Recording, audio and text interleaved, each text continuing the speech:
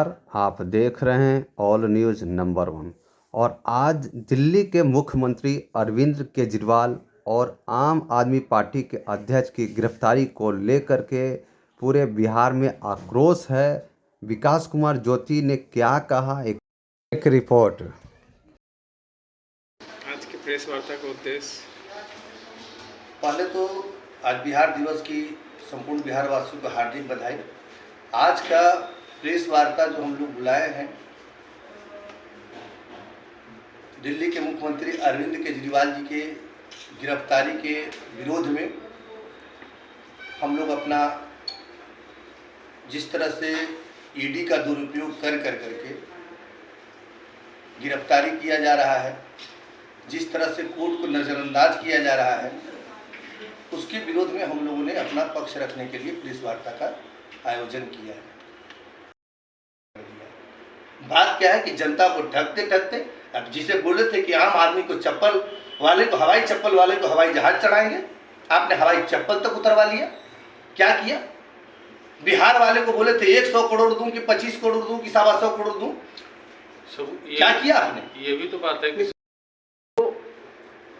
जो न्याय प्रक्रिया है, उस न्याय प्रक्रिया के तहत अगर केजरीवाल को कोर्ट ने अरेस्ट करने का अगर ऑर्डर दिया है, इसमें दिक्कत कहाँ है? कोर्ट ने कहीं भी अरेस्ट करने का ऑर्डर नहीं दिया है। 1 तारीख को कोर्ट की तिथि मुकर थी, इसी पर सवाल हम लोग उठा रहे हैं। इतनी जल्दीबाजी क्यों? जब 1 तारीख को कोर्ट, दिल्ली का मुख्यमंत्री कहीं भाग सकता है क्या? जब 1 अप्रैल को तिथि मुकर थी, अगर कोर्ट जेल भेज देता, हम लोग को न्यायपालिका पे भरोसा है और न्यायपालिका न्याय करेगी, ये भी बात समझिए। लेकिन इतनी जल्दीबाजी क्यों? इसलिए कि हम लोगों ने गठबंधन दिल्ली में भी किया। ये वो सवाल मेरा सर जी, अगर आपके अनुसार केजरीवाल जी निर्दोष लगता है कि मतलब लोकसभा चुनाव से पहले विपक्ष के मतलब जो भी नामचीन चेहरे हैं वो सब लोग जेल के सलाखों के पीछे होंगे? जो विरोध में रहेंगे वो जाएंगे, विरोध में लड़ने वाले जाएंगे, और जिनको अपना ईमान प्यारा नहीं होगा, जिन्हें लगेगा कि नहीं नरेंद्र मोदी जी के चरण पादुका उठाकर राजनीति करना है, वो भारतीय जनता पार्टी में जाएंगे। ये तो खुला चंदा लो धंधा लो का खेल देश में चल ही रहा है, आप लोग देख ही रहे। फिर से भाजपा 400 पार हो जाएगी, ऐसा मतलब मुगालते में ना रहिए। हाँ, 400 वाले भी 40 पर आकर के रुके हैं, इसलिए कोई बहुत बड़ी चीज नहीं। इंजेक्शन बनाने वाली कंपनी का चंदा ये खाए हैं, कफन का चंदा ये खाए हैं। तमाम लोग जो एक कफन बेच कर करके जो राजनीति करने का मकसद होता है। दूसरी बात, इन्होंने पीएम केयर फंड का बोला हम देश को जानकारी नहीं देंगे। पीएम केयर फंड किसी का पर्सनल तो था नहीं, आप खुद छुपा रहे हैं और दूसरे को बता रहे हैं। अरविंद केजरीवाल जी का मामला ये है कि शराब घोटाले का, कि शराब घोटाला इन्होंने किया है, नहीं चला सकते हैं। आप जो रंगदार की भूमिका में हैं, ठीक है, ये तलवार अभी आपके हाथ में है। और जहां तक चुनाव इलेक्शन कमीशन की बात है, तो इलेक्शन कमीशन तो द्रौपदी की तरह है। आज इलेक्शन कमीशन की भूमिका द्रौपदी की तरह है। आज इतनी घटनाएं हो रही हैं, इलेक्शन कमीशन चुप है। किसी का खाते को फ्रीज करना है, किसी को चुनाव प्रचार अभियान से रोकना है। ये आक्रोश एक दिन उन्हें भारी महंगा पड़ेगा। उन्हें लग रहा है कि अभी हम तानाशाह की भूमिका में, ये देश इंदिरा जैसे तानाशाह को नहीं सहा है, तो सिर्फ शाह लगने से कोई शहंशाह नहीं हो जाता है। वो भी को बार बार सम्मन दिया जा रहा था, वो हाजिर नहीं हो रहे थे, और फिर इसके बाद जो है जो ईडी का एक्शन हुआ है कल, तो इस पर क्या रिएक्शन देंगे? बार बार हाजिर होने की जहां तक बात आप लोग कर रहे हैं कि बार बार हाजिर होने की बात थी, तो ईडी खुद कोर्ट गई थी। हम लोग कोर्ट नहीं गए थे, ईडी खुद कोर्ट गई थी। आपको कोर्ट का 1 अप्रैल का तिथि मुकर किया गया था। इतनी जल्दीबाजी क्या था? कोई दाऊद इब्राहिम तो अरविंद केजरीवाल थे नहीं। दाऊद इब्राहिम के साथ बिना प्रधानमंत्री जी बताए हुए जाके बिरयानी खा के आ जाते हैं।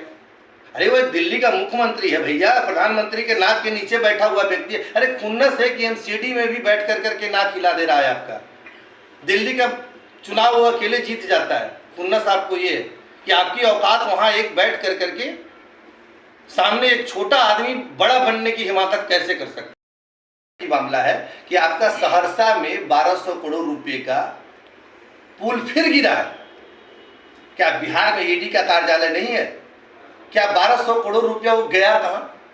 आखिर उसमें चंदा लो धंधा करो वाले कौन है?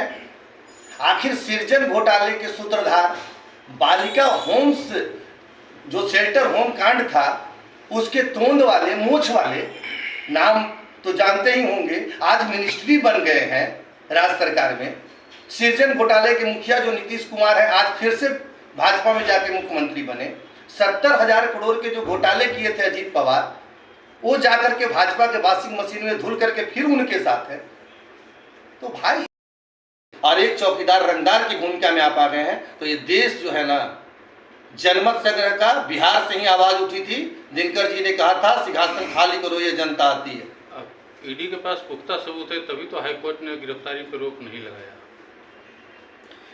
भारतीय संविधान में ये अंकित है कि पुलिस के वेरिफिकेशन के आधार पर न्यायिक प्रक्रिया जो है वो सालों साल चलती है।